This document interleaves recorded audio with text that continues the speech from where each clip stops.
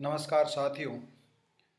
आज हम भारतीय राजनीतिक व्यवस्था का एक सबसे विशेष और महत्वपूर्ण टॉपिक लेकर आपके सामने आए हैं। आज के व्याख्यान में हम परिचर्चा करेंगे what is the government of state. राज्य की सरकार क्या होती है।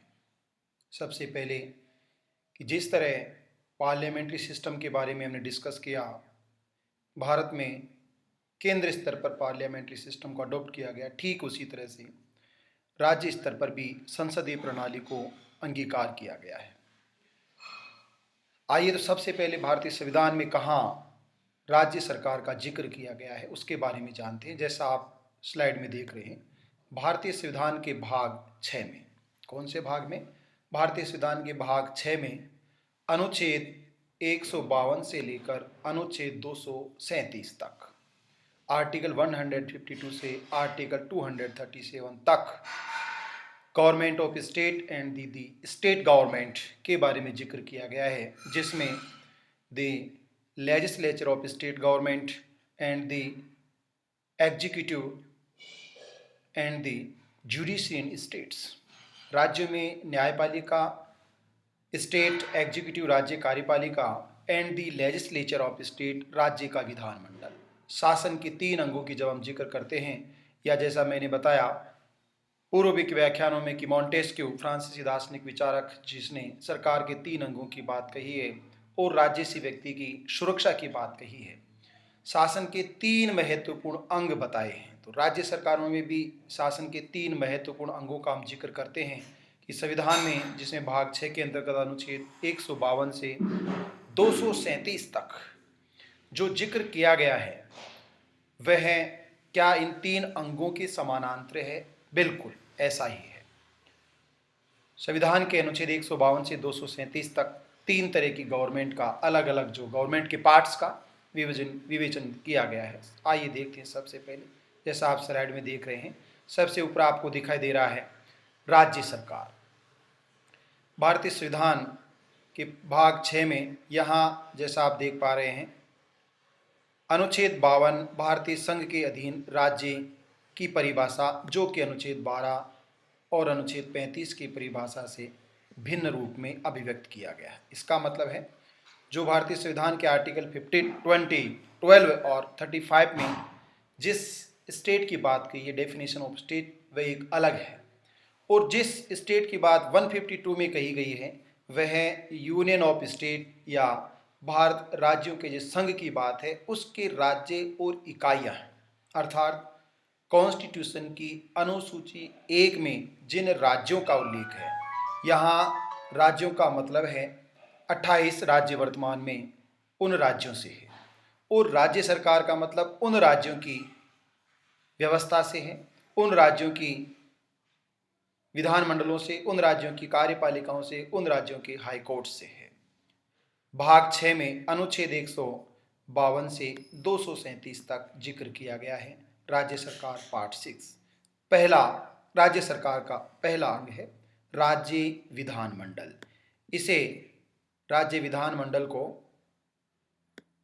राज्य व्यवस्थापिका, राज्य विधायिका के नाम से भी जाना जाता है। सरकार का दूसरा अंग है राज्य की कार्यपालिका, एग्जीक्यूटिव ऑफ स्टेट या दी स्टेट एग्जीक्यूटिव, राज्य की कार्यकारी अथवा राज्य की कार्यपालिका दूसरा। तीसरा महत्वपूर्ण अंग है न्यायपालिका, जिसमें राज्यों के उच्च न्यायालयों और अधीनस्थ न्यायालयों को शामिल किया गया। हालांकि भारत में यह व्यवस्था बेसिकली पूर्व स्वरूप में स्थापित की गई है कि जैसा इंटीग्रेटेड स्ट्रक्चर सुप्रीम कोर्ट होगा, उसके अधीन हाई कोर्ट्स होंगे और सबसे अधीन लोअर कोर्ट्स होंगे।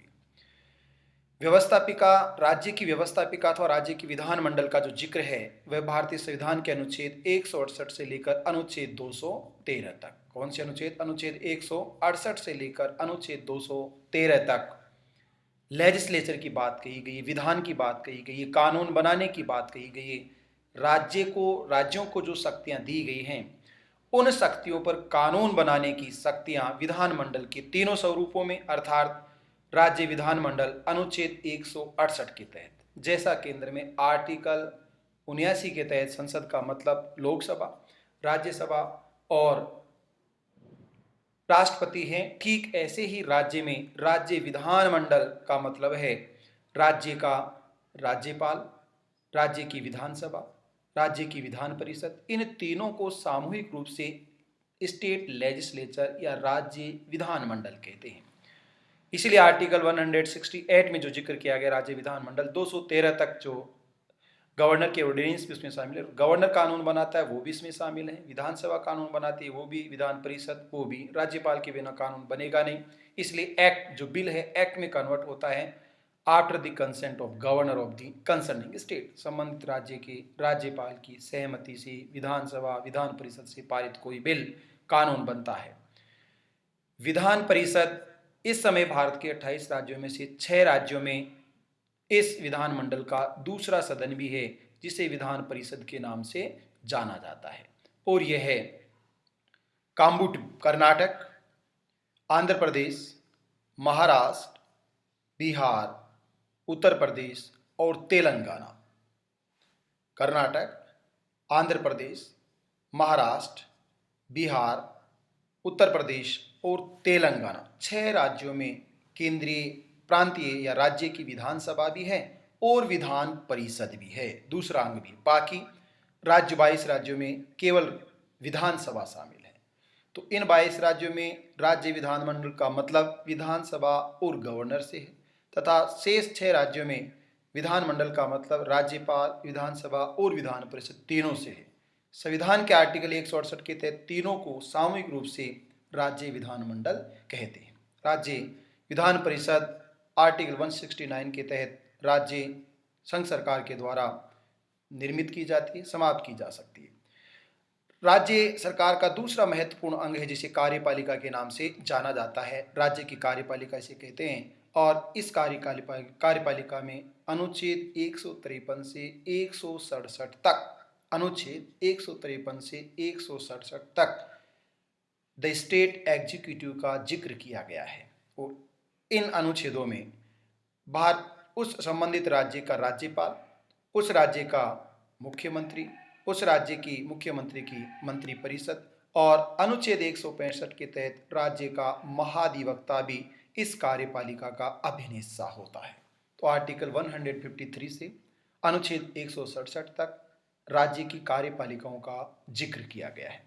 तीसरा जो सुप्रीम कोर्ट के अधीन आता है, जो मैंने पहले जिक्र किया कि अनुच्छेद 214 से लेकर अनुच्छेद 231 तक, अनुच्छेद 214 से लेकर 231 तक, 214 से 231 तक राज्य उच्च न्यायालयों का जिक्र। इस समय भारत में 25 राज्य उच्च न्यायालय हैं। अनुच्छेद 233 से लेकर अनुच्छेद 237 तक सबऑर्डिनेट कोर्ट्स, अधीनस्थ अदालतों की बात कही गई है, जिसको इसमें शामिल किया गया है। इस तरह से हम देख रहे हैं कि राज्य सरकार का मतलब व्यवस्थापिका, कार्यपालिका और राज्य की न्यायपालिका तीनों को स्टेट गवर्नमेंट के नाम से जाना जाता है। तो आज के व्याख्यान के लिए इतना ही। राज्य सरकार जो संघ सरकार की तरह, यूनियन सरकार की तरह राज्य स्तर पर भी संसदीय व्यवस्था के माध्यम से स्थापित की गई है। नेक्स्ट व्याख्यान में हम राज्यपाल, विधानसभा और विधान परिषद के बारे में विस्तार से परिचर्चा करेंगे। फिर मुख्यमंत्री, मंत्रिपरिषद और राज्य महाधिवक्ता के बारे में, फिर उच्च न्यायालय और अधीनस्थ न्यायालयों के बारे में हम परिचर्चा करेंगे। आज के लिए इतना ही। Thank you so much.